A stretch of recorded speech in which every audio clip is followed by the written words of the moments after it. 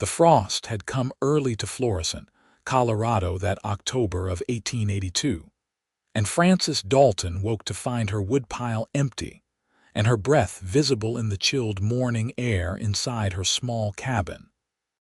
She stood at the window, pulling her late husband's wool coat tighter around her thin frame, watching the sun rise over the Sangre de Cristo Mountains.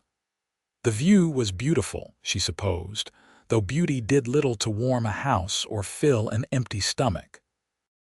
Thomas had been dead nearly 6 months now, thrown from a spooked horse while working the Henderson ranch, and Frances had discovered quickly that pride was a cold companion during a mountain winter. At 24 years old, she had become what everyone in town whispered about: the young widow, too stubborn to accept charity, too foolish to remarry quickly, too proud to admit she was slowly freezing and starving in that little cabin at the edge of town. The other women brought casseroles in the first weeks after Thomas died, their eyes full of pity that made Frances want to scream. She thanked them politely and closed the door firmly, determined to prove she could manage alone. But managing alone was harder than she had imagined. The small garden she had tended through summer was finished now, and the few coins Thomas had saved were nearly gone, spent on flour and beans and the minimum supplies needed to survive. She had sold what she could: her wedding dishes, a silver hairbrush that had belonged to her mother, even Thomas's good saddle. Still, it was not enough. The previous night, Frances had burned the last 3 pieces of wood in her stove, rationing them carefully to last until morning. She had lain awake under every blanket she owned, listening to the wind howl through the canyon and wondering what she would do when the real cold came. It was only October. Winter in these mountains lasted until April. She dressed quickly in the frigid cabin, her fingers clumsy with cold as she buttoned her worn calico dress. Her stomach growled, but she ignored it. There was half a loaf of bread left, and she would make it last 2 more days if she was careful. The water in the basin had a thin skin of ice on it, and she broke through it to wash her face, gasping at the cold. When Frances opened the front door to assess the weather, she stopped short. There, stacked neatly on her sagging porch, was a cord of firewood. Good seasoned pine and oak, split perfectly and piled with obvious care. She stepped outside barefoot, too shocked to think about shoes, and touched the wood as if it might disappear. It was real, solid, enough to last at least a week if she was careful. Frances looked around quickly, her heart pounding. The dirt road that ran past her cabin was empty. The nearest neighbor was a 1/4 mile away. Whoever had left this had come and gone without a sound before dawn while she slept. She felt her cheeks flush with a mixture of gratitude and humiliation. Someone in town pitied her enough to sneak firewood onto her porch like she was a charity case. Her first instinct was to load the wood into a wheelbarrow and return it to wherever it had come from. But return it to whom? And more practically, she needed it desperately. Frances stood on her porch in her bare feet, pride warring with necessity until the cold drove her back inside. She would use the wood, she decided, but she would find out who left it and pay them back, every cent. She was not a charity case. That morning, Frances carried in enough wood to start a proper fire in her stove, and the cabin gradually warmed to something approaching comfortable. She made herself weak tea and toasted bread, eating slowly to make it last, and tried to puzzle out her mysterious benefactor. It had to be someone from town, someone who knew her situation. That was half of Florissant, really.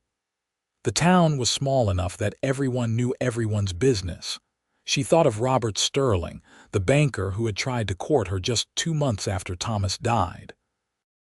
She had turned him down coldly, and he had looked more relieved than disappointed.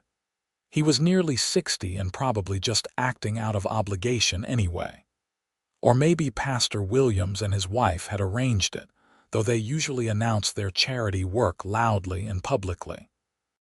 Frances spent the morning mending clothes by the warm stove, trying not to think about the firewood or what it meant to accept it. When afternoon came, she put on her bonnet and walked into town, her head high despite the hollow feeling in her stomach. She had 3 eggs from her hens, and she would sell them at the general store for whatever price Mr. Peterson would give her. The town of Florissant stretched along the road in a thin line of wooden buildings. Population just over 100, though it swelled when the ranchers came in from the surrounding properties. The general store, the saloon, the church, the schoolhouse where Frances had briefly taught before she married Thomas, and a dozen houses made up the heart of the settlement. Beyond that, scattered cabins and claims spread out into the mountains. Mr. Peterson's general store was warm and smelled of coffee and leather. The old man looked up from his counter and nodded at Frances. He was one of the few people in town who did not treat her with that awful mixture of pity and curiosity. "Mrs. Dalton," he said, "what can I do for you?" "I have eggs," Frances said, setting her small basket on the counter. 3 of them, fresh this morning. Mr. Peterson examined them and nodded. 10 cents. It was a fair price. Frances took the coin and looked at the supplies on the shelves behind him. 10 cents would buy her a little cornmeal or maybe some salt. She was running low on both. "The cornmeal, please," she said quietly. As Mr. Peterson measured out the cornmeal, the door opened behind Frances, bringing a gust of cold air. She turned to see Kyle Crane, one of the ranch hands from the Henderson place where Thomas had worked. She knew him by sight but had never spoken to him directly. He was tall, with dark hair that needed cutting and eyes that seemed to take in everything without appearing to stare. He was probably close to her own age, maybe a few years older. Kyle removed his hat when he saw her. "Madam," he said politely, then moved past her to speak with Mr. Peterson about supplies. Frances took her cornmeal and left, oddly flustered by the brief encounter. There was something about the way Kyle Crane had looked at her, a quick flash of something in his expression before he had carefully looked away. She shook her head at her own foolishness. The man had barely acknowledged her existence. The next morning, there was more firewood on her porch. Another cord, as neatly stacked as the first. Frances stood in her nightgown and stared at it, her emotions a complicated tangle. This was not a one-time gesture. Someone was making a point of helping her, and that someone had resources. Firewood was not cheap or easy to come by. Either they had land to cut it from or money to buy it. This time, Frances was determined to catch her benefactor. She would stay up all night if she had to. She would not be treated like a helpless child, no matter how good the intentions. That night, she forced herself to stay awake, sitting in a chair by the window with a blanket wrapped around her shoulders. She had let the fire die down to save wood, and the cabin grew steadily colder as the hours passed. Frances made it until perhaps 2 in the morning before exhaustion defeated her. Her eyes drifted closed despite her best efforts, her head nodding forward. When she jerked awake near dawn, stiff and aching from sleeping in the chair, there was more firewood on the porch. She had slept through the delivery again. This pattern continued for a week. Every morning, firewood appeared. Every night, Frances tried to stay awake to catch the culprit, and every night she failed. Whoever was doing this moved like a ghost, silent and invisible in the dark. She found herself growing increasingly frustrated and, if she was honest, increasingly curious. Why would someone go to such lengths to help her anonymously? The town was starting to notice. Mrs. Henderson, the ranch owner's wife, stopped Frances on the street one afternoon with a knowing smile. "I see someone has taken an interest in your welfare, dear," she said, her eyes sharp with curiosity. Any idea who your admirer might be? Frances felt her cheeks burn. I do not have an admirer, Mrs. Henderson. Someone is simply being charitable. Charitable, Mrs. Henderson made the word sound scandalous. Quite a lot of charity for a young widow. You should be careful about appearances, Frances. People talk. Frances wanted to snap that people would talk regardless of what she did, but she held her tongue. Mrs. Henderson was one of the most influential women in Florissant, and making an enemy of her would be foolish. Instead, Frances excused herself politely and hurried home, her face hot with anger and embarrassment. That evening, Frances did something she had been avoiding. She wrote a note on a scrap of precious paper and left it on her porch, weighted down with a stone. Thank you for your kindness, but I cannot accept any more firewood without knowing who to repay. Please identify yourself.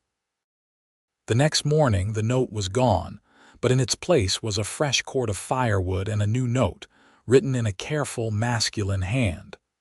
No repayment needed or wanted. Winter is hard. Everyone needs help sometimes. Frances crumpled the note in her fist, torn between gratitude and frustration. She spent that day splitting some of the wood into smaller pieces for her stove, physical work that helped burn off her complicated feelings. She was not used to accepting help. Her father had raised her to be independent, to work hard and rely on herself. Accepting anonymous charity felt like admitting defeat. But as November arrived and the first real snow fell, coating Florissant in white silence, Frances had to admit that the firewood was saving her life. Without it, she would have been forced to beg for help or leave town entirely. She had nowhere to go. Thomas had been an orphan, and her own parents had died of fever 5 years ago. There were no family members to take her in, no safety net beyond her own determination. So she accepted the firewood, but she also began her own quiet investigation. Frances started paying closer attention to the people of Florissant, watching for signs of who might have the means and the inclination to help her. She ruled out the obvious choices quickly. Pastor Williams was too frail to be hauling firewood in the dark. Robert Sterling, the banker, had a bad leg that left him with a pronounced limp. The young men her own age were mostly married or had never shown any interest in her. That left the ranch hands and drifters, men who came and went with the seasons. But most of them had little money, and firewood cost money or land and labor to produce. Frances found herself thinking about Kyle Crane more than she wanted to admit. There was something about him that stuck in her mind. The way he had looked at her in the general store, a combination of interest and careful distance. The fact that he worked at the Henderson ranch and would know about her situation through Thomas, but it seemed too far-fetched. She barely knew the man. They had never had a real conversation. Why would he help her? 2 weeks after the firewood deliveries began, Frances was in town again, this time to see if anyone needed laundry done. She was not too proud to work, even if some of the town women seemed to think she should be. Mrs. Chen, who ran the boarding house, gave her a large bundle of linens and towels, and Frances carried them home gratefully. The payment would buy food for another week. She was passing the saloon when she heard raised voices. 2 men stumbled out into the street, clearly in the middle of an argument. Frances recognized one of them as Jack Morrison, a troublemaker who drank too much and worked too little. The other man was Kyle Crane.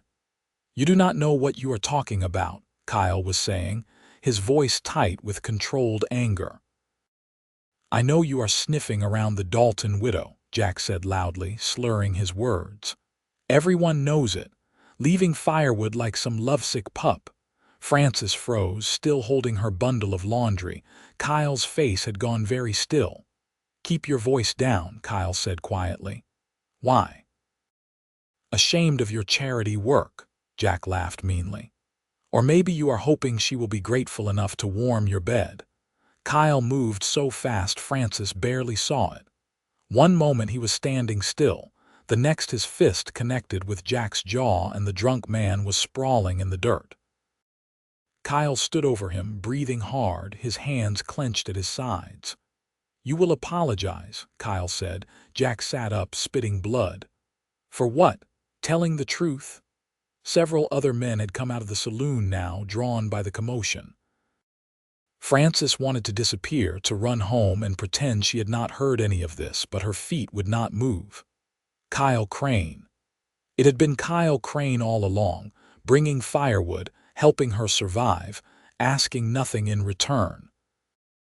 And now he was fighting in the street because someone had insulted his intentions. "Kyle, let it go," one of the other ranch hands said, putting a hand on Kyle's shoulder. "He is drunk. He does not know what he is saying." Kyle shook off the hand and turned to walk away. That was when he saw Frances standing there, her eyes wide, her face pale. They stared at each other for a long moment, and Frances saw something she had not expected in his expression. Not shame or pride, but fear. He was afraid she would reject his help, afraid she would be angry at him for interfering in her life. Frances did not know what to say. She clutched her bundle of laundry tighter and fled, almost running down the street toward her cabin. Behind her, she heard someone laugh, and her face burned with humiliation. By tomorrow, everyone in town would be talking about this. The widow Dalton and Kyle Crane, the ranch hand with romantic notions above his station. That night Frances did not sleep at all. She sat by her stove, feeding it wood that Kyle had given her, trying to sort through her feelings. She should be angry, she thought. He had made her into an object of gossip. He had helped her without asking, making decisions about her life as if he had the right. But when she examined her heart honestly, she was not angry. She was confused, yes, and embarrassed by the public scene, but underneath, those surface emotions was something else. Curiosity. And perhaps the first fragile shoots of gratitude that did not feel like humiliation. Kyle Crane had helped her for weeks without asking for anything in return. He had done it secretly, trying to preserve her pride. And when someone had insulted his intentions, he had defended her honor even though it cost him. Those were not the actions of a man with improper motives. Frances thought about Thomas, her late husband. She had loved him in the comfortable way of people who had grown up together and married because it made sense. But there had been no grand passion, no dramatic gestures. Thomas had been kind and steady, and his death had left her alone but not heartbroken. Was that terrible to admit, even to herself? She mourned the life they had planned together, the children they would have had, the future that had been stolen. But she did not spend her nights weeping for the loss of Thomas himself. Now here was Kyle Crane, a man she barely knew, who had been quietly taking care of her for weeks. What did that mean? What should she do about it? Next morning, there was no firewood on her porch. Frances stood in the cold dawn light and felt an unexpected pang of loss. Of course, there was no firewood. Kyle must think she was angry with him. He must have seen the horror on her face when she realized everyone knew what he had been doing. The whole town had probably laughed at him after she ran away. Frances went back inside and sat at her small table, thinking.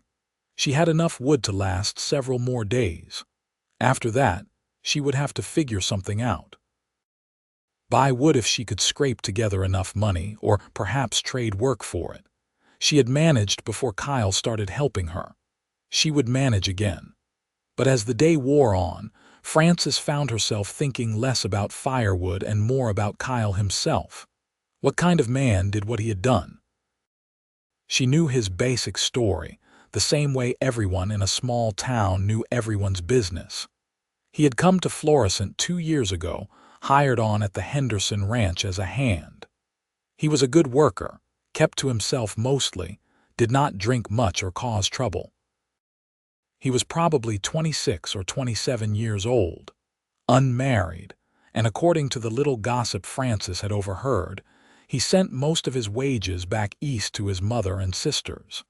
That last detail stuck with her. A man who supported his family from afar was a man who understood responsibility and sacrifice. A man who would notice a struggling widow and help her without fanfare. The second morning, with no firewood delivery, Frances woke to find her store running low again. She rationed carefully, letting the cabin get cold except in the early morning and evening. It was bearable, she told herself.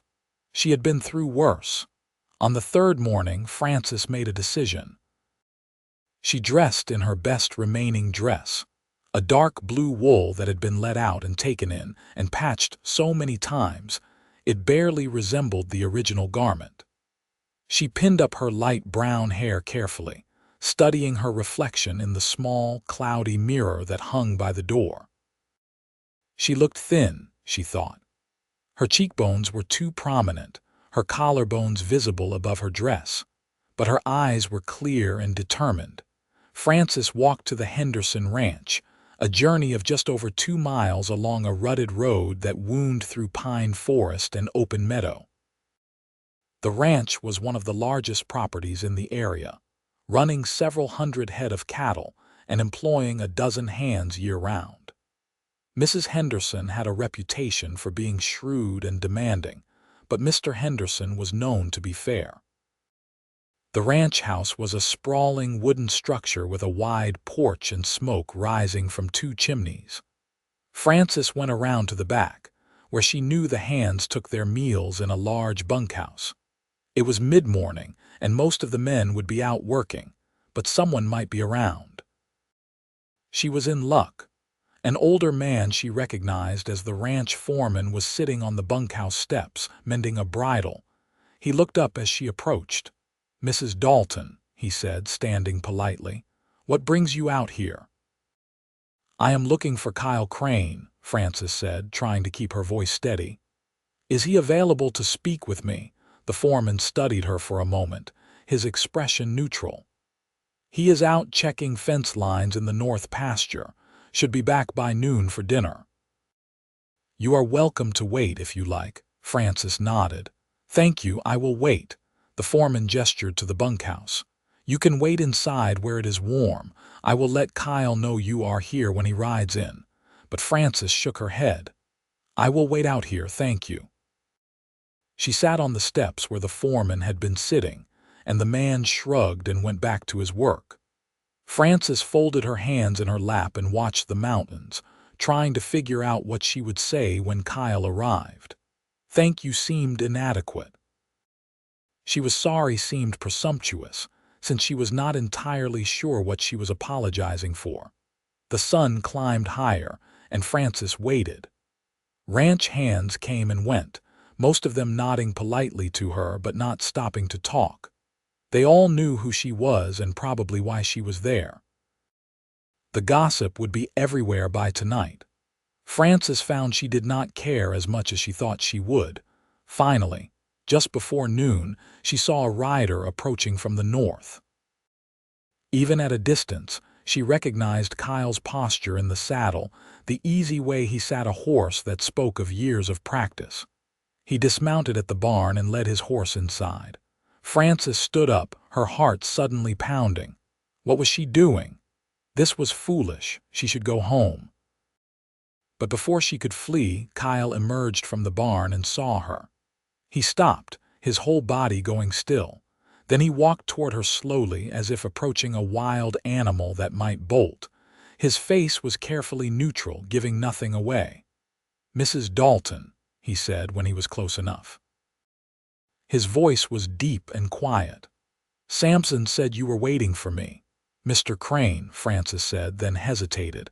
Now that he was in front of her, all her planned words had fled. "I wanted to talk to you about the firewood." Kyle looked away, his jaw tightening. "You do not need to say anything." "I understand. It will not happen again." "No," Frances said quickly. "That is not what I meant. I wanted to thank you." Kyle's eyes snapped back to her face, surprised. "Thank me. You helped me when I needed it," Frances said. The words came easier now. "You did it without asking for anything, without making me feel small. I was too proud to ask for help, but you gave it anyway. I was not grateful at first. I was angry and embarrassed. But I have had time to think, and I realize that your help is the only reason I have made it this far into winter." She took a breath. "So thank you, Mr. Crane. Thank you for the firewood and for caring whether I froze or not." Kyle was quiet for a long moment. When he spoke, his voice was rough with emotion. "You do not need to thank me. I just did what anyone should do." "But no one else did," Frances pointed out. "Just you." They stood there in the cold November sunshine, looking at each other. Frances felt something shift between them, some invisible barrier falling away. She saw Kyle clearly for perhaps the first time, not as a vague figure from Thomas's workplace, but as a real person. His face was weathered from outdoor work, lines forming at the corners of his eyes from squinting into sun and wind. His hands, hanging at his sides, were calloused and scarred. He was not handsome in a conventional way, but there was something solid and trustworthy about him that Frances found deeply appealing. "I cannot afford to pay you back right now," Frances said, "but I will. Every cord of wood, every penny it cost. I keep records and I will repay you." Kyle shook his head firmly. "No, I do not want payment. It was a gift." "It was too much for a gift," Frances protested. "We barely know each other." "Then maybe we should fix that," Kyle said. The words seemed to surprise him as much as they surprised Frances. He looked almost shocked at his own boldness. Frances felt heat rise to her cheeks, but she did not look away. "What do you mean?" "I mean I would like to call on you properly if you would allow it," Kyle said. "Not leaving things on your porch in the dark like a coward. Really call on you. Get to know you. Let you get to know me. If you are not interested, I understand. I know you are still mourning your husband, but if there is even a chance you might consider it, I would like to try." Frances's heart was beating so hard she was sure Kyle must be able to hear it.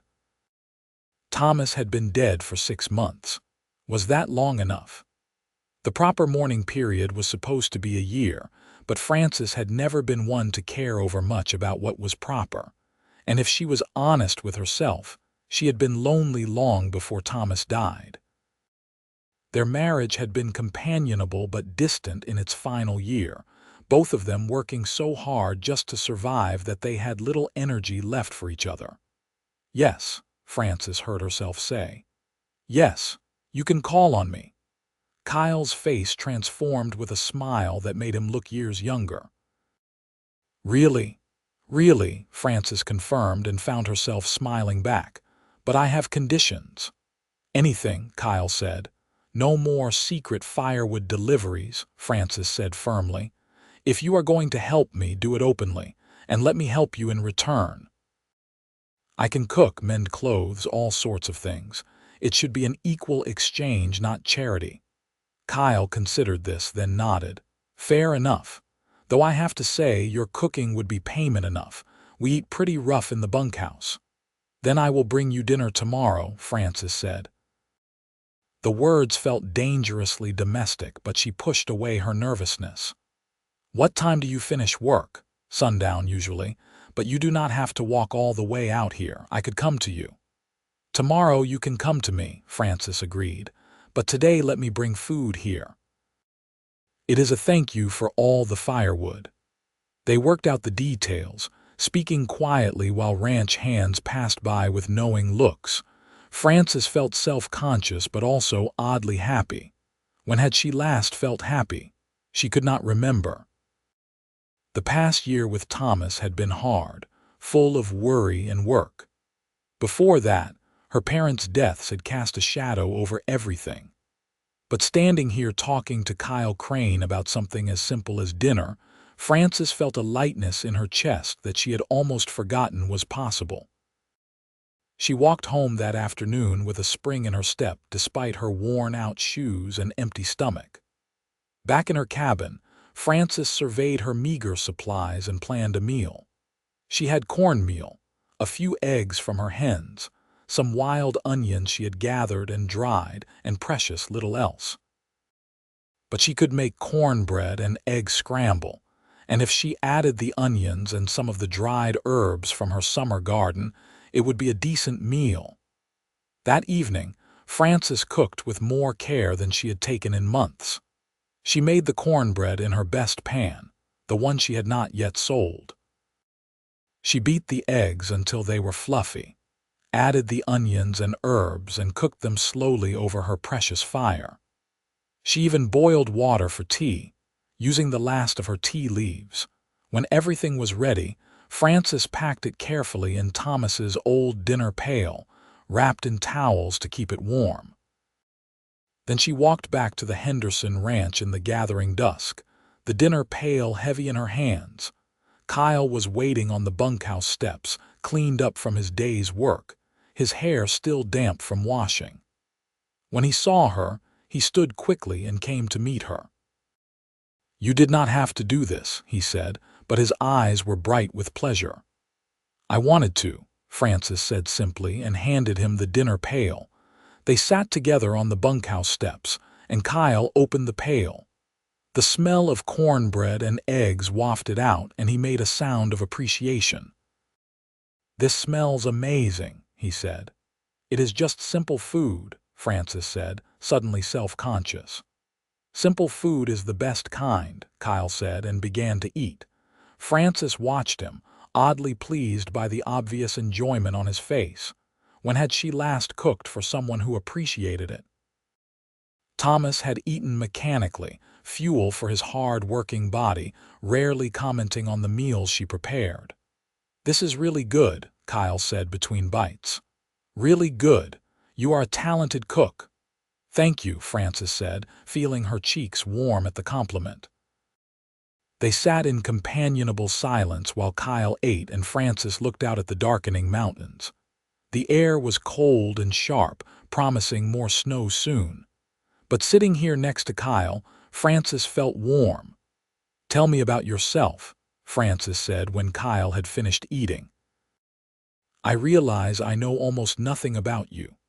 Kyle set the dinner pail aside and leaned back against the step behind him. "Not much to tell. I grew up in Pennsylvania on a farm. My father died when I was 16, and I have been working ever since to help support my mother and 3 sisters. Came out west a few years ago because the wages are better. I send most of what I earn back home." "That must be hard," Frances said. "Being so far from your family," Kyle shrugged. "It is what needs to be done. My sisters are good girls, but the oldest is only 19. They need someone to look after them until they are all married and settled. My mother is not young anymore. She cannot manage the farm alone." Frances thought about this. Kyle had been working, sacrificing, sending his money away to support people hundreds of miles distant. And yet he had still found the resources to help her, a stranger, through her own crisis. What kind of man did that? "Your family is lucky to have you," Frances said quietly. "I am just doing what is right," Kyle said. He turned to look at her, and in the fading light his eyes were serious. "Can I ask you something?" "Of course." "Why did you really come here today? I mean, I know you said you wanted to thank me, but you could have done that with a note or a message through someone else. Why come in person?" Frances considered the question, trying to find the honest answer. "Because I wanted to see you," she said finally. "When I found out it was you leaving the Firewood, when I saw you fight Jack Morrison for saying ugly things about your intentions, I realized I wanted to know you better. Not as Thomas's widow grateful for charity, but as Frances. As myself. Does that make sense?" "It makes perfect sense," Kyle said, and his voice was warm. They talked until full dark, sitting on those bunkhouse steps while the temperature dropped and stars came out overhead. Frances learned that Kyle could read and write. that he loved horses, that he hoped someday to have his own small ranch. Kyle learned that Frances had been a schoolteacher before she married, that she missed teaching, that she had always wanted to travel but had never been more than 50 miles from Florissant. When Frances finally stood to leave, Kyle insisted on walking her home. They went slowly, neither of them eager to end the evening. At her cabin door, Kyle stopped and looked down at her. "Can I really call on you tomorrow?" he asked, as if he still could not quite believe it. "I hope you will," Frances said. "I will make dinner again if you like." "I would like that very much," Kyle said. He hesitated, then added, "Frances, I want you to know I have admired you for a long time, since before Thomas died, though I never would have said anything then. You are strong and brave, and I think you are beautiful. I just wanted you to know that." Frances felt tears prick her eyes at the simple sincerity of his words. "Thank you, Kyle. That means more than you know." He tipped his hat to her and waited until she was safely inside before he turned to walk back to the ranch. Frances leaned against her closed door and let out a long breath. Her life had just changed direction, she realized. A few hours ago she had been a lonely widow, struggling to survive. Now she was a woman being courted by a good man, and the future suddenly held possibilities she had not dared to imagine. The next day, Frances used some of her precious money to buy a small piece of beef from Mr. Peterson at the general store. She would make a proper stew with vegetables from her stores and fresh bread. She cleaned her cabin, swept and dusted and polished until everything shone. She even picked the last few wildflowers that had survived the frost and put them in a jar on her table. By the time Kyle knocked on her door at sundown, Frances was nervous and excited in equal measure. She had changed her dress twice, finally settling on the same blue wool she had worn to the ranch. She had pinned her hair up in a softer style, letting a few curls frame her face. Kyle had cleaned up too. His shirt was freshly laundered, his hair combed neatly. He held his hat in his hands and smiled when she opened the door. "Something smells wonderful," he said. "Come in," Frances said, stepping back to let him enter. Kyle ducked through the low doorway and looked around the small cabin with interest. Frances saw it through his eyes. The rough wooden walls, the simple furniture, the mended curtains and threadbare rugs.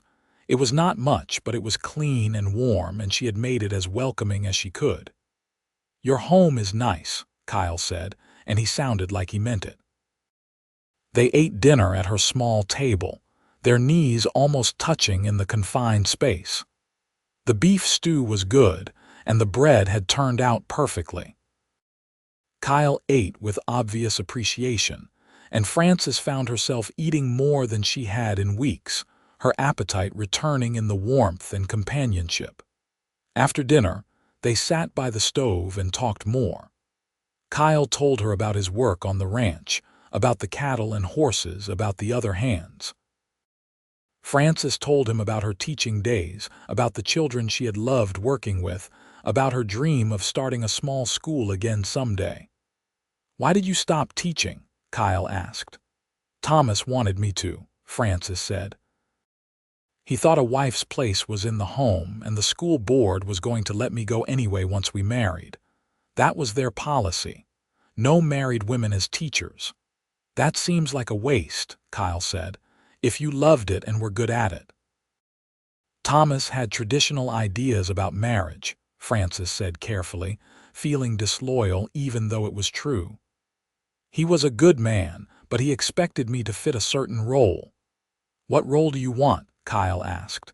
It was such a simple question, but no one had ever asked Frances before. She thought about it, turning the question over in her mind. "I want to be useful," she said finally. "I want to work and contribute and feel like I matter. I want to make my own decisions. And I want a partnership, not just someone who takes care of me or someone I have to take care of." "Does that make sense?" "It makes perfect sense," Kyle said. "And for what it is worth, that is what I want too. My parents had that kind of marriage before my father died. They were partners. They respected each other. That is what I always imagined for myself when I thought about marriage at all. Frances felt something settle in her chest, a sense of rightness. This man understood her in a way Thomas never had. It should have felt disloyal to think that, but it just felt true. Over the following weeks, Kyle came to dinner at Frances's cabin every evening after work. They fell into an easy routine. Sometimes Frances cooked. Sometimes Kyle brought food from town. They talked about everything and nothing, learning each other's rhythms and habits. Kyle brought firewood openly now, delivering it in daylight and stacking it on her porch while she watched. He also brought other things: a sack of flour, some fresh eggs from the ranch chickens, a warm shawl that had belonged to his mother and that he said she no longer needed. Frances accepted these gifts more easily now, understanding they were not charity but caring. In return, Frances mended Kyle's clothes, made him lunches to take to work, and even cut his hair one evening, both of them laughing at her nervous attempts to get it even. She had never cut a man's hair before, and the intimacy of standing so close to him, of touching him even in that practical way, made her heart race. The town noticed, of course. Frances became aware of sidelong looks and whispered conversations when she walked down the street. Mrs. Henderson stopped her again, this time with thinly veiled disapproval. "It has not even been a year since Thomas passed," she said. "Do you not think you are moving rather quickly, Frances?" "I am doing what I need to do to survive," Frances said evenly. "And Kyle is a good man." "He is a ranch hand," Mrs. Henderson said, as if that explained everything. "Thomas was planning to start his own spread someday. You could have had something better." Frances felt anger flash through her. "Kyle is worth 10 of any better man who would let me freeze and starve out of pride." "And Thomas is gone, Mrs. Henderson. I loved him, but I cannot live my life based on what he planned for us. I have to make my own plans now." She walked away before Mrs. Henderson could respond, her hands shaking but her head high. Let them talk. Let them all talk. Kyle made her happy, and after months of grief and struggle, she deserved to be happy. December came, bringing heavy snow and temperatures that plunged below zero at night. Frances's cabin, stocked with Kyle's firewood, stayed warm. Her pantry, supplemented by things Kyle brought, stayed full. And Frances herself, for the first time since Thomas died, felt hopeful about the future. One evening in mid-December, Kyle arrived for dinner looking nervous. He kept fidgeting with his hat, and he barely touched the venison stew Frances had made. Finally, as they sat by the stove after dinner, he turned to face her. "Frances, I need to ask you something," he said. Frances's heart started to pound. She thought she knew what was coming, but she was not entirely sure she was ready. It had only been a few months since they started courting. "Was that long enough? I have been thinking," Kyle continued, "about the future, about what I want, and what I want is you, Frances. I want to marry you if you will have me. I know it has not been very long. I know people will talk. But I love you, and I think you might love me, and I do not want to waste time pretending otherwise." Frances felt tears fill her eyes. "You love me." "I do," Kyle said simply.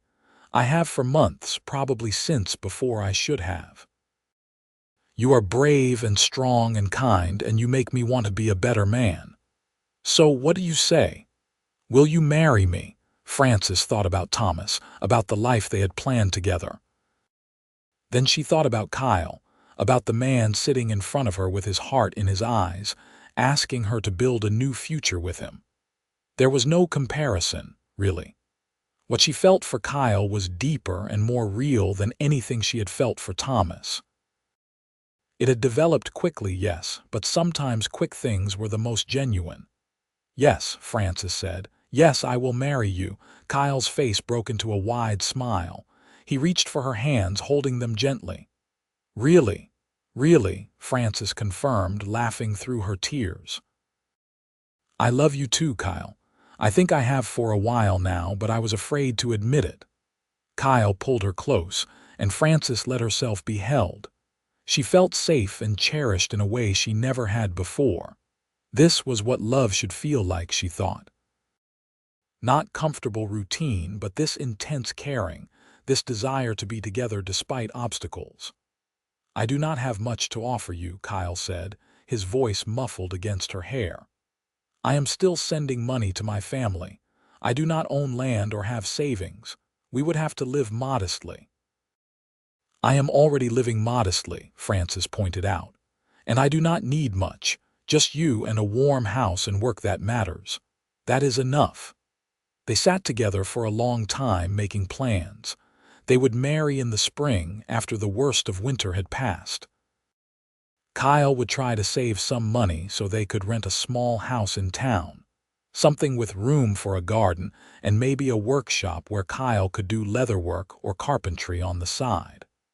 Frances would see if she could start teaching again, even if it was just tutoring a few children. Together, they could make a good life.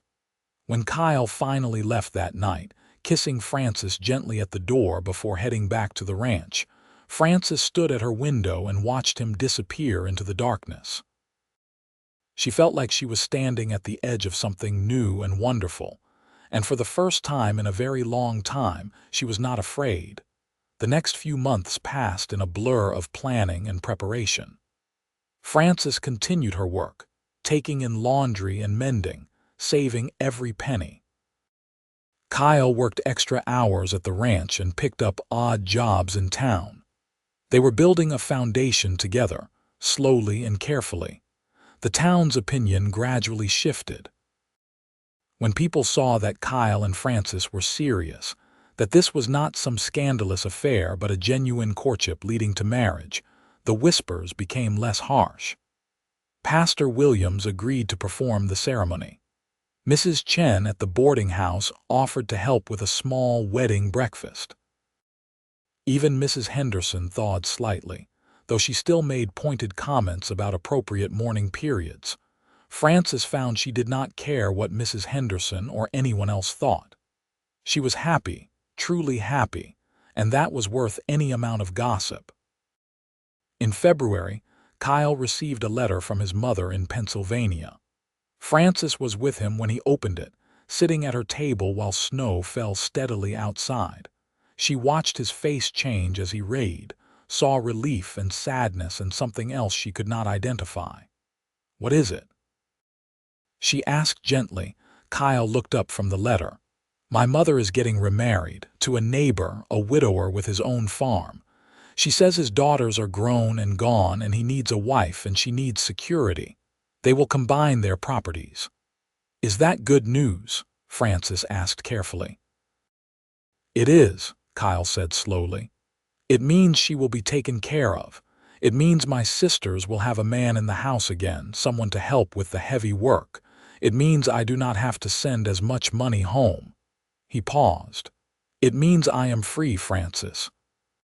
Free to build my own life instead of supporting theirs from a distance."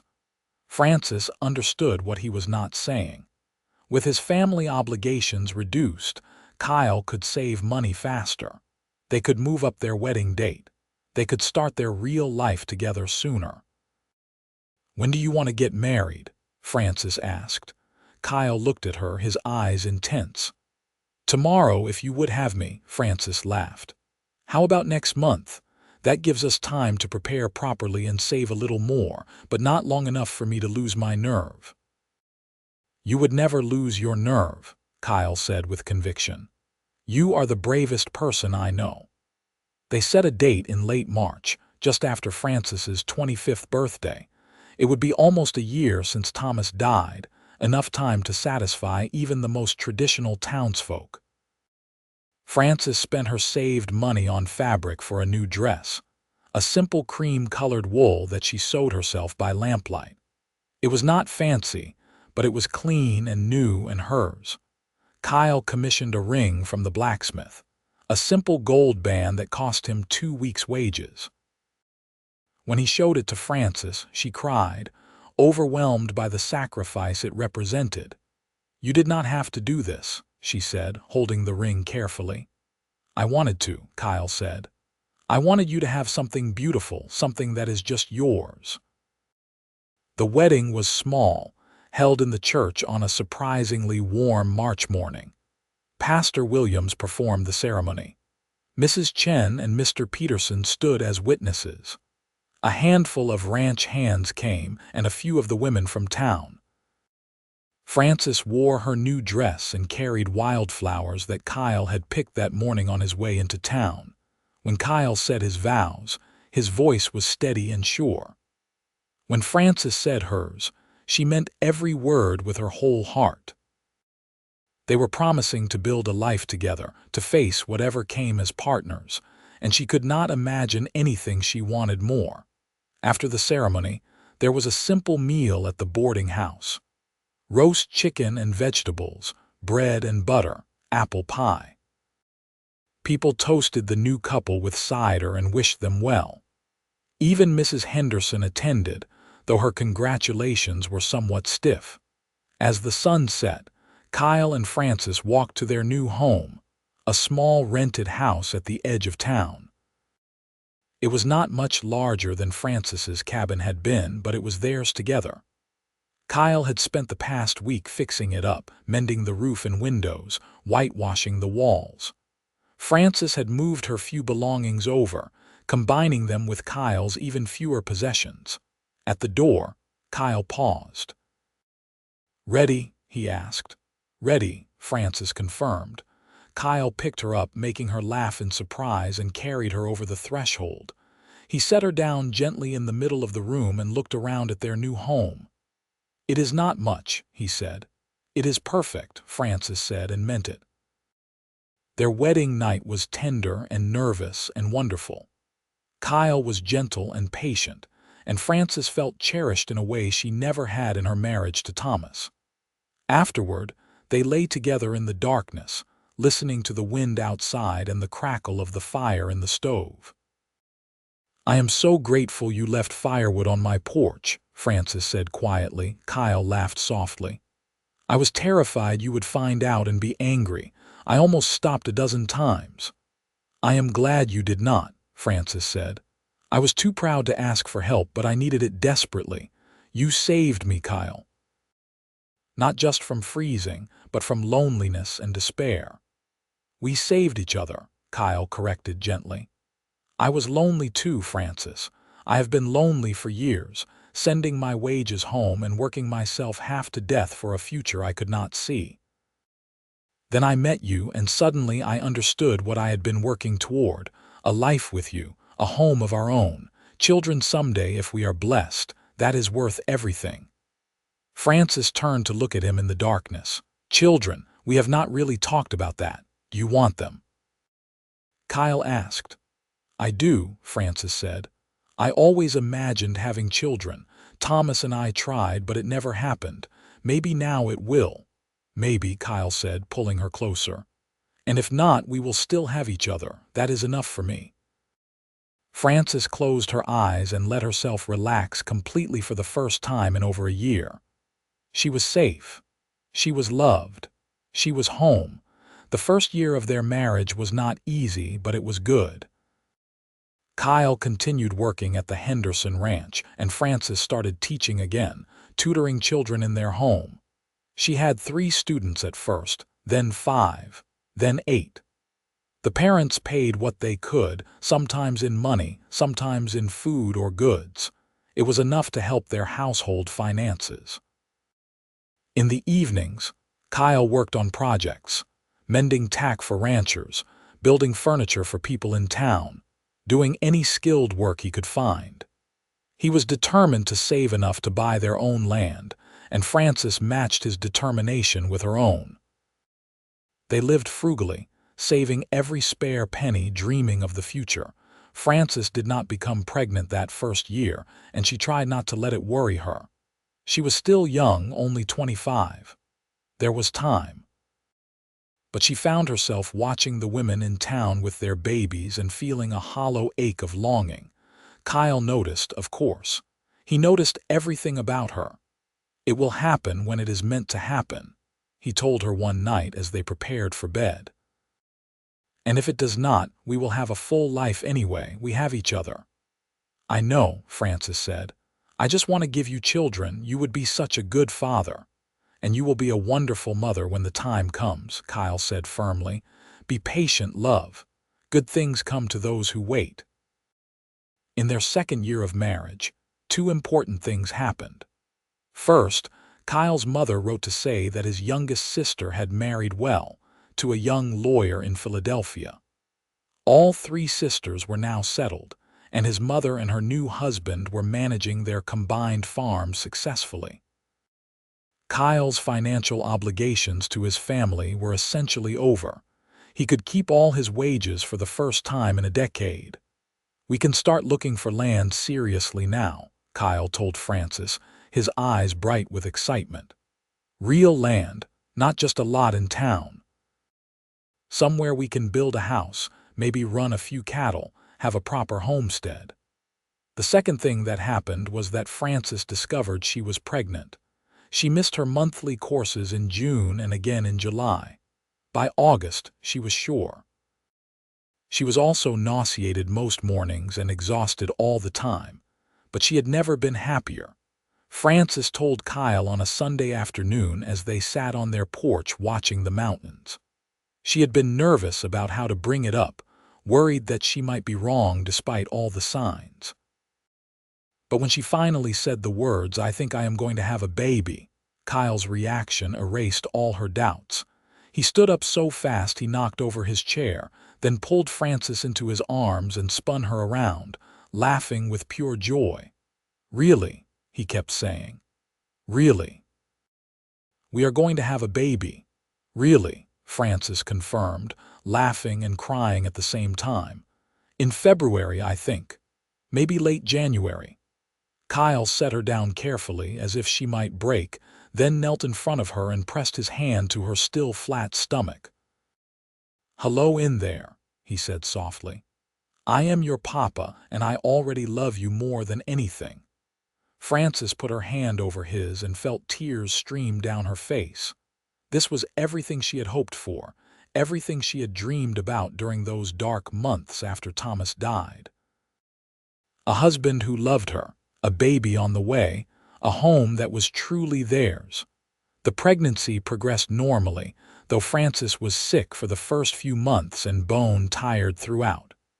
Kyle fussed over her constantly, insisting she rest more and work less. Frances found his protectiveness both endearing and annoying in equal measure. "I am pregnant, not dying," she told him when he tried to stop her from teaching. "Women have been having babies since the beginning of time. I can still work." "I know," Kyle said. "But you are my wife, carrying my child. Let me take care of you." They compromised. Frances kept teaching but reduced her number of students. She rested in the afternoons and let Kyle take over most of the household chores. And when Kyle found a piece of land for sale about 5 miles outside Florissant, a beautiful parcel with a creek running through it and mountain views, Frances agreed they should buy it, even though it meant spending most of their savings. "We can build a small cabin there before the baby comes," Kyle said, studying the land with a surveyor's eye. "Nothing fancy, just something solid. Then over the years we can add on, make it bigger as our family grows." "If our family grows," Frances said cautiously. "Let us get through this first baby before we plan for more. Our family will grow," Kyle said with certainty. "I can feel it. We are going to fill that cabin with children and love and laughter." Kyle spent every spare moment that fall working on their cabin. He enlisted help from the ranch hands, and together they raised a sturdy structure of logs and stone. It was small, just 2 rooms at first, but it was well built and weather-tight. By December, it was finished enough to move into. Frances stood in the empty cabin on moving day, 7 months pregnant and tired but happy. She could see their future here. She could imagine children playing on the porch, animals in the barn Kyle was already planning, gardens and orchards spreading across their land. "What do you think?" Kyle asked anxiously.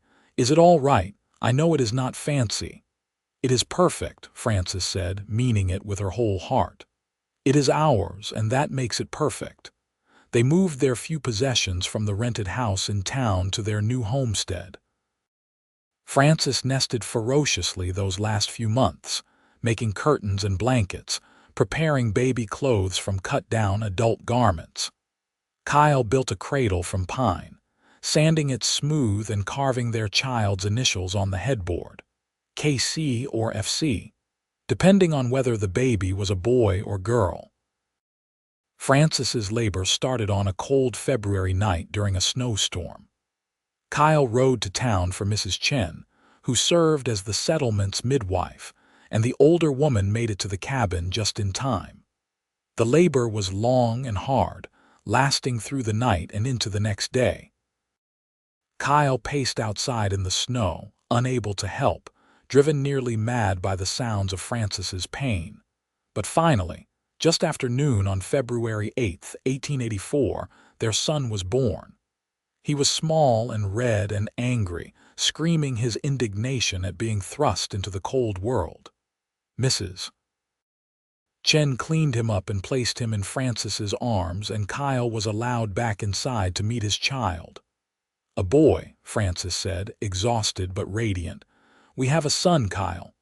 Kyle knelt beside the bed, looking at the tiny baby with wonder. "He is perfect. You are perfect." "I cannot believe he is real." "What should we name him?" Frances asked. "We talked about Catherine for a girl, but we never quite decided on a boy's name." Kyle thought for a moment. "What about William, after my father, William Crane?" "William," Frances repeated, testing the name. "William Crane, I like it." "Hello, William. Welcome to your family." The baby squirmed in her arms, his tiny face scrunching up. Kyle reached out carefully and touched one miniature hand. William's fingers wrapped around Kyle's finger with surprising strength, and Kyle made a sound that was half laugh, half sob. "I promise I will take care of you," Kyle said to his son. "I promise I will work hard and provide for you and love you every single day of your life. You will never doubt that you are wanted." Frances felt fresh tears on her face. This was what family was supposed to be. Not obligation or duty, but this overwhelming love, this fierce protectiveness, this absolute commitment to each other's happiness. The first few months with William were exhausting and wonderful.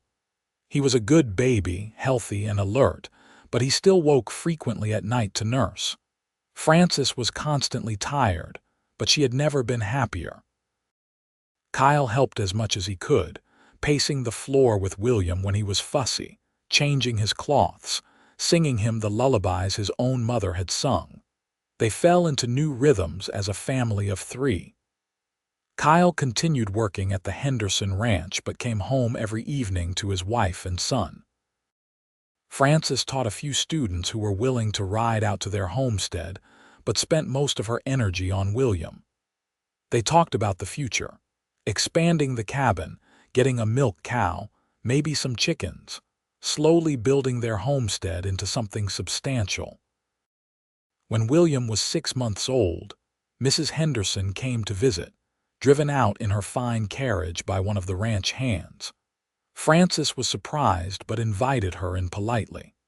The older woman looked around the small but tidy cabin with an expression Frances could not quite read.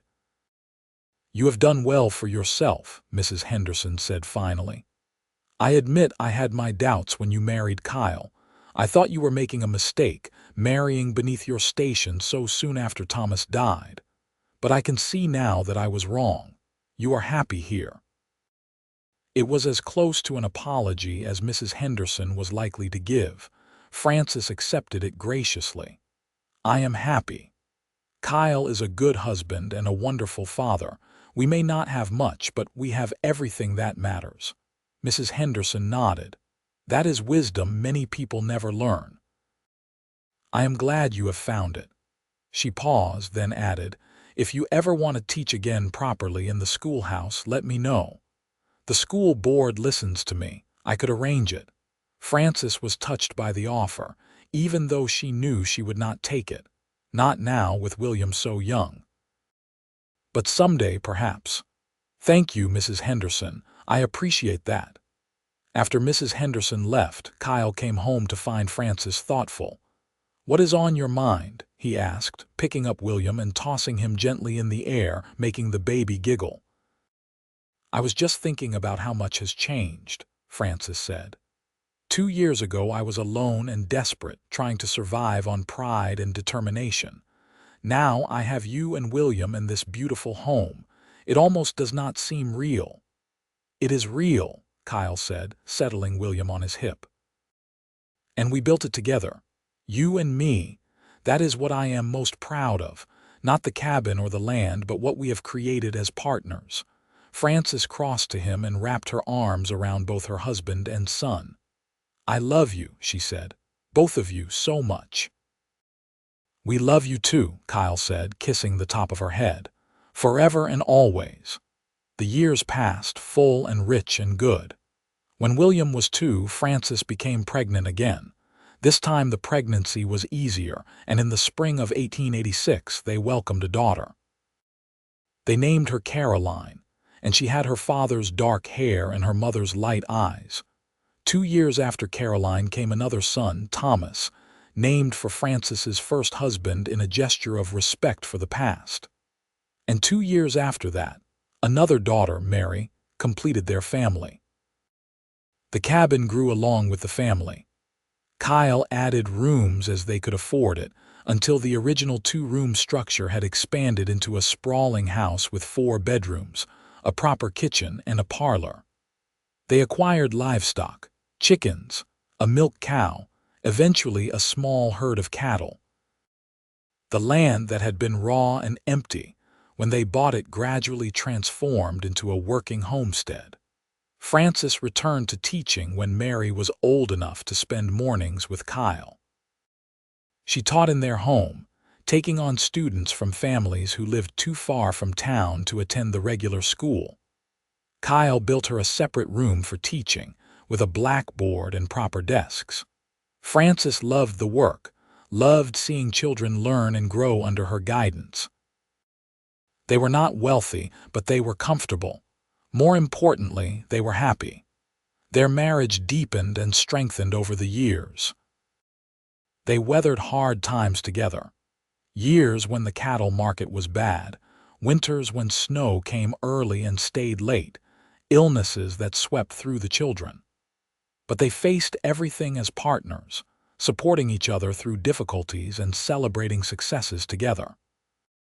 On their 10th wedding anniversary, Kyle gave Frances a gift. It was a wooden box, beautifully carved with their initials intertwined on the lid. Inside was a stack of letters, all the letters he had written to his mother over the years, telling her about Frances, about their life together, about their children. His mother had saved them all and sent them back to him after she died the previous year. Frances read through them with tears streaming down her face. In Kyle's careful handwriting, she saw their life reflected back to her. His love for her leaped off every page. His pride in their children. His gratitude for the life they had built. "I have loved you since the first time I saw you," one letter read. "Even when you were another man's wife, even when I had no right to even think about you, I loved you. And now that I get to live with you and wake up beside you every day, I am the luckiest man alive. Why did you give me these?" Frances asked, setting down the letters.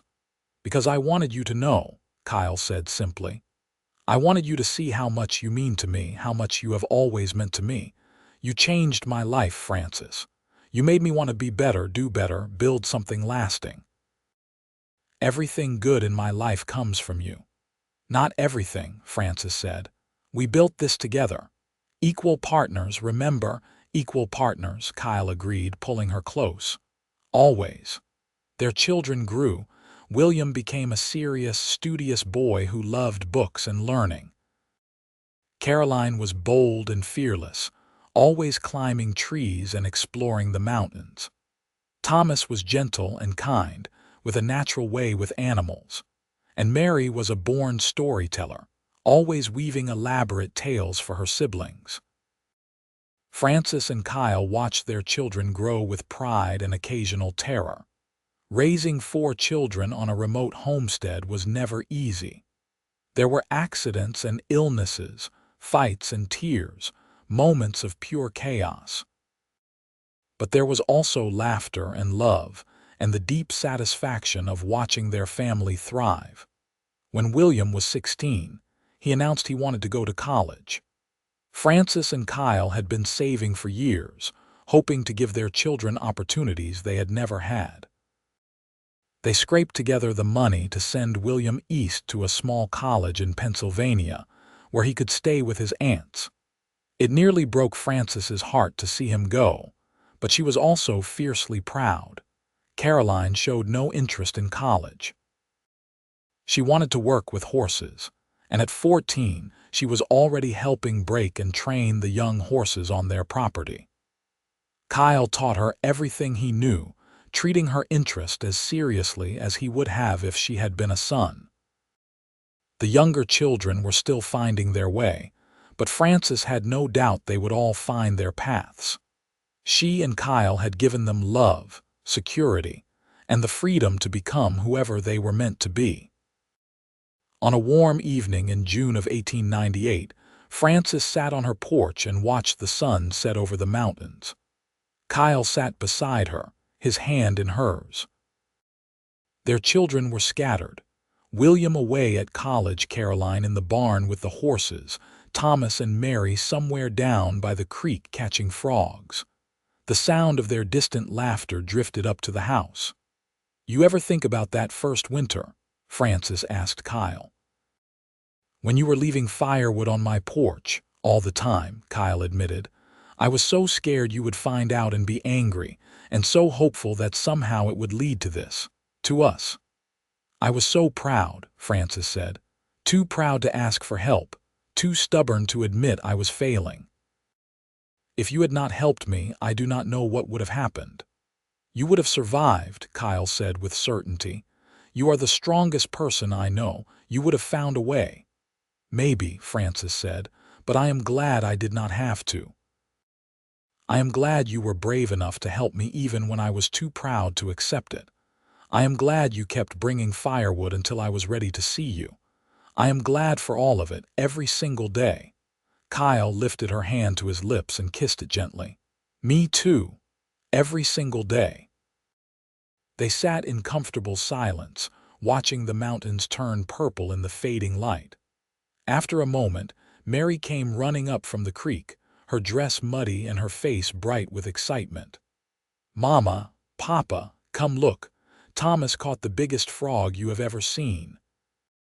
Frances and Kyle exchanged amused glances and stood up. Kyle called for Caroline to come out of the barn. They all walked down to the creek together, a family complete and content, to admire Thomas's prize frog.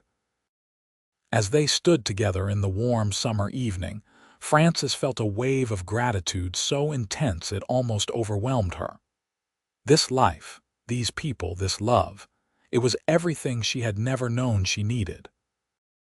The frightened, proud widow who had woken to find firewood on her porch 16 years ago would not have believed this future was possible. But it was real. She had lived every moment of it, fought for it, built it alongside the man she loved. Kyle caught her eye and smiled, and Frances smiled back. They did not need words. After all these years, they understood each other perfectly. They had taken a chance on each other when both of them were lonely and struggling. They had chosen to build a life together based on respect and partnership and deep, abiding love. And they had succeeded beyond anything Frances could have imagined. The children grew older. William finished college and became a teacher, like his mother. He moved back to Colorado and took a position at a school in Colorado Springs, eventually marrying a fellow teacher and starting his own family. Caroline married a rancher from the next valley over, someone who appreciated her skills with horses and her independent spirit. They ran a successful operation breeding and training horses, with Caroline as an equal partner in every sense. Thomas never left home. He took over the day-to-day running of the family homestead as Kyle got older, expanding their cattle operation and proving to have a shrewd head for business despite his gentle nature. He married a quiet girl from town who loved the mountains as much as he did. Mary became a writer, her childhood stories evolving into published works. She traveled widely, sending letters home full of adventures, always returning to the homestead for long visits that filled the house with laughter and tall tales. Frances and Kyle became grandparents, then great-grandparents. Their small cabin, which had started as just 2 rooms, had grown into a sprawling family compound. Rooms were added as children married and brought home spouses, as grandchildren arrived and needed space to play. The homestead became the heart of a growing family, a place everyone returned to for holidays and celebrations. In the spring of 1907, Frances turned 50. Kyle planned a celebration, inviting all their children and grandchildren home for a party. The house was full to bursting with people and noise and love. Someone had brought a fiddle, and there was dancing on the porch. The grandchildren raced through the house shrieking with laughter while their parents tried unsuccessfully to calm them. Frances stood in the middle of the chaos and felt completely happy. This was her legacy.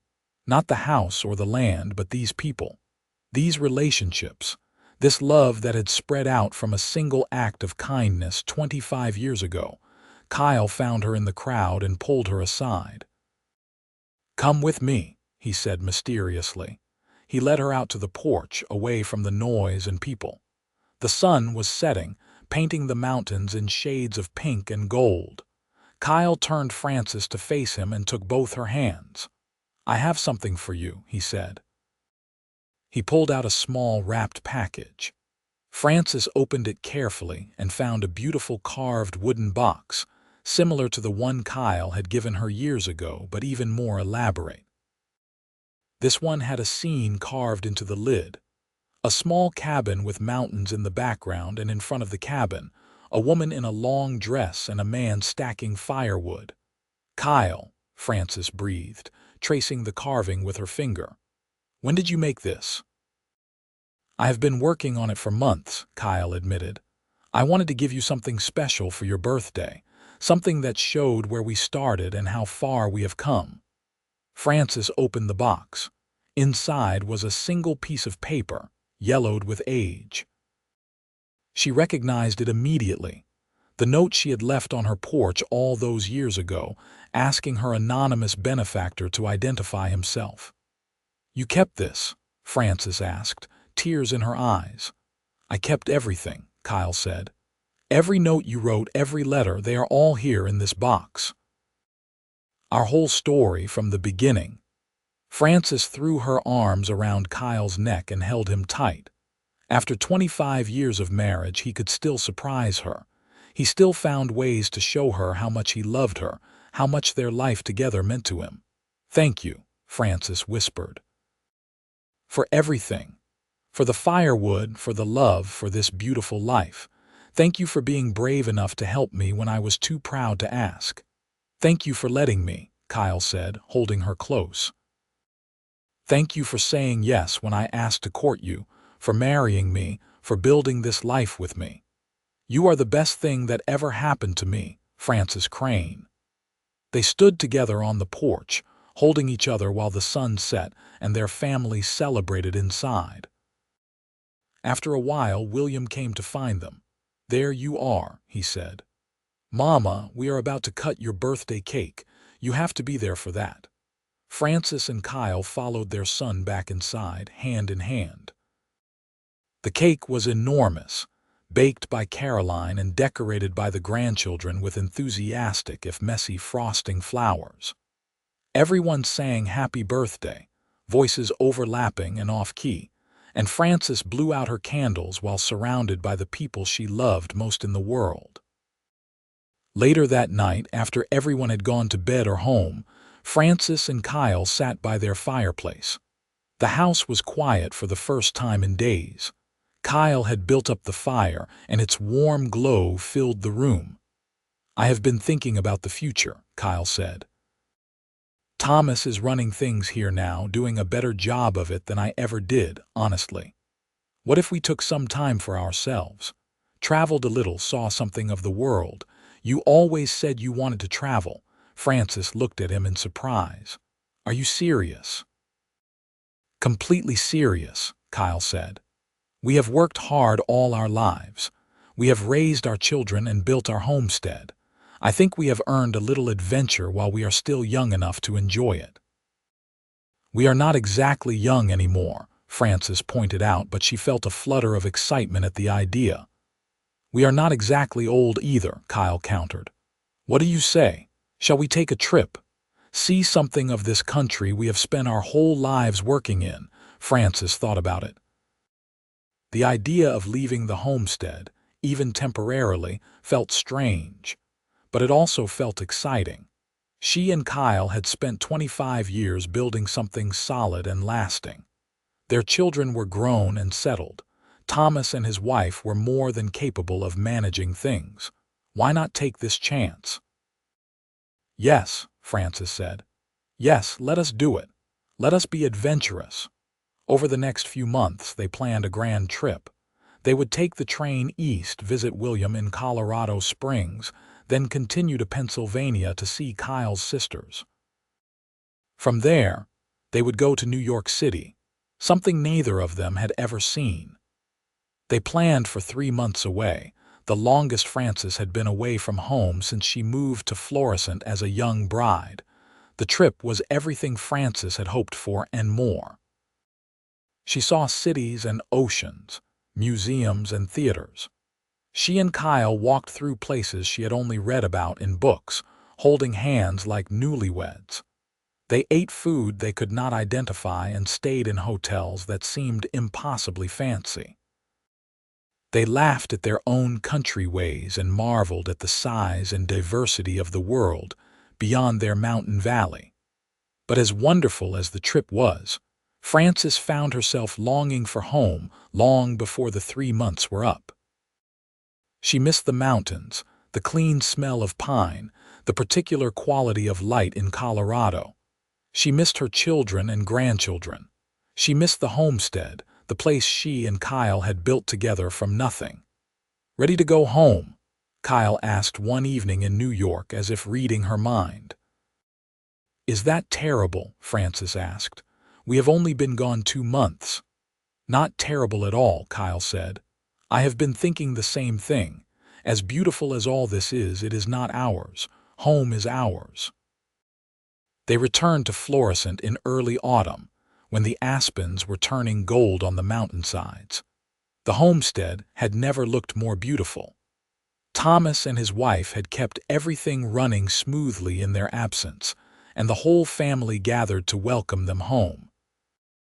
As Frances stood on her porch that first night back, looking out at the familiar mountains under familiar stars, she felt a deep sense of peace settle over her. This was where she belonged. This was home. Not just the physical place, but the life she and Kyle had created here, the family they had raised, the love they had nurtured over decades. Kyle came to stand beside her, slipping his arm around her waist. "Good to be home?" he asked. "So good," Frances said, leaning into him. "I loved seeing the world, but this will always be my favorite place, because you are here, our family is here. Everything that matters is here." They lived many more good years. Kyle worked less as he got older, spending more time with grandchildren and great-grandchildren, teaching them the skills he had learned over a lifetime. Frances continued teaching until she was nearly 70, finally retiring when her eyes got too weak to read the small print in books. They grew old together gracefully, their love deepening with every passing year. They had their share of sorrows, friends who died, a grandson lost in an accident, the inevitable aches and pains of aging bodies. But they faced everything together, their partnership as strong in old age as it had been in youth. On a cold morning in December of 1922, Kyle woke early and went out to check on the livestock. It was something he had done every morning for 40 years, even though Thomas had long since taken over those duties. Old habits die hard. Frances woke to find him gone and got up to start breakfast. She was putting coffee on when she heard a shout from outside. She ran to the door and saw Thomas running toward the barn. The doctor, summoned from town, said Kyle's heart had simply stopped. He had died quickly, probably without pain. He was 66 years old, and he died doing what he loved, taking care of the homestead he had built. Frances grieved deeply, but without despair. She had known profound loss before with Thomas's death, and she had survived. This was different, harder, because she and Kyle had built a life together over 40 years. They had been true partners in every sense. But she did not despair because she knew how lucky she had been to have him, to love him, to be loved by him. The funeral was huge. People came from all over, former students of Frances's, fellow ranchers who had known Kyle, friends from town. Their children and grandchildren and great-grandchildren filled the church and spilled out into the yard. Pastor Williams, old and frail but still presiding over Florissant's spiritual life, spoke about love and partnership and lives well lived. Frances stood beside Kyle's grave and said her own private goodbye. "Thank you," she whispered. "Thank you for every day, every moment. Thank you for seeing me when I was alone and proud and scared. Thank you for the firewood, for the love, for the life we built. I will miss you every day for the rest of my life, but I will not regret a single moment we had together." After Kyle died, Frances lived on at the homestead with Thomas and his family. She was not alone, surrounded as she was by children and grandchildren, but she felt Kyle's absence like a physical ache. She found herself talking to him sometimes, as if he were still in the next room. She would see something beautiful, a sunset or a new foal, and turn to point it out to him before remembering he was gone. But slowly, with the resilience she had learned over a long life, Frances adjusted. She found joy in her great-grandchildren, in her garden, in her books. She told stories about Kyle, keeping his memory alive for the younger generations who had barely known him. She made sure they understood what he had been like, what he had meant, what they had built together. On a warm evening in June of 1925, Frances sat on her porch in the same rocking chair she had sat in for 40 years. She was 83 years old and her body was wearing out, but her mind was still sharp, her memories clear. Caroline was visiting with her granddaughter, a bold girl of 7 who reminded Frances strongly of Caroline at that age. The child was asking questions about her great-grandfather, about Kyle, whom she had never known. "Tell me about how you met Grandpa Kyle," the girl said, climbing into Frances's lap. Frances smiled and began the story she had told 100 times. About the firewood that appeared mysteriously on her porch, about being too proud to ask for help, about Kyle's quiet kindness and steady love, about building a life together from scratch, raising a family, weathering good times and bad always as partners. The child listened raptly, her eyes wide. When Frances finished, she said, "That is the best love story ever." "It is not a story," Frances said gently. "It is my life. The best life I could have imagined." Caroline, listening from the porch rail, had tears in her eyes. "Do you miss him, Mama?" "Every single day," Frances said honestly. But I do not regret his loss because I cannot regret his presence. Your father gave me everything good in my life. You children, this home, 40 years of love and partnership. I would rather have had that and lost it than never to have had it at all. As the sun set and the child in her lap grew drowsy, Frances felt a deep sense of contentment. Her life had not been easy. She had known loss and struggle, fear and pain. But she had also known love, real love, the kind that changes everything. She had known partnership and purpose. She had built something lasting that would continue after she was gone. Frances died peacefully in her sleep that autumn, just a few months short of her 84th birthday. Her children and grandchildren grieved but also celebrated, recognizing that she had lived a full and meaningful life. They buried her beside Kyle, under the aspens on the hill above their homestead, where they could look out over everything they had built together. Years later, their great-great-grandchildren would play on that same homestead, now expanded and modernized but still fundamentally the place Frances and Kyle had created. The family still gathered there for holidays and celebrations. And the story of how they met, of the firewood left anonymously on a proud widow's porch, became a family legend, told and retold to new generations. The cabin Kyle had built with his own hands still stood, though it was now dwarfed by the larger house built around it. And in the parlor, in a place of honor, sat two carved wooden boxes. One held letters and notes, the tangible record of a great love. The other held the story itself, waiting to be told again to anyone who would listen. Because that was what Frances and Kyle had built in the end. Not just a homestead or a family, but a legacy of love. A reminder that pride can be overcome, that kindness matters, that two people working together as partners can build something that lasts long after they are gone. They had taken a small act of compassion, a few cords of firewood left on a porch, and transformed it into a love story that would echo through generations. And on cold winter mornings, when the newest generation of the family woke to find frost on the windows and snow on the ground, someone would always tell the story of great-great-grandma Frances and great-great-grandpa Kyle. They would talk about the firewood, about pride and love and partnership. They would remember that sometimes the greatest things begin with the smallest acts of kindness. And they would carry that lesson forward into their own lives, making sure that the legacy of love Frances and Kyle had created would never be forgotten.